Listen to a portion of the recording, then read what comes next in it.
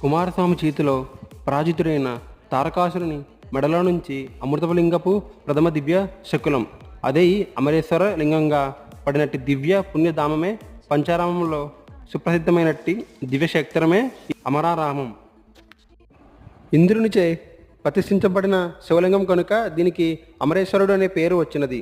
ఇక్కడ అమరలింగేశ్వరుడు పరమేశ్వరుని అఘోర ముఖరూపమై కనిపిస్తుంటాడు.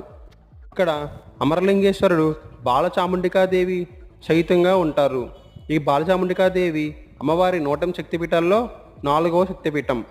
ఇక్కడ శివలింగం సుమారు 15 అడుగులు ఎత్తు కలిగి ఉండి తెల్లని కాంతితో ప్రకటించున్నది. ఇక్కడ విశేషం ఏంటంటే స్వామివారిని 2వ అంతస్తు పైనుండి అభిషేకాలు జరుపుట విశేషము. ఈ క్షేత్రంలో శివుడు ప్రాణేశ్వరుడు, అగస్తేశ్వరుడు, కోలేశ్వరుడు, సోమేశ్వరుడు, పార్థవేశ్వరుడు అనే పంచలింగాల రూపంలో ఉన్నాడని, ఇక్కడ కృష్ణనదిలో స్నానం చేసి అమరేశ్వరుని సేవించిన భక్తులు శివలోకం పొందుతారని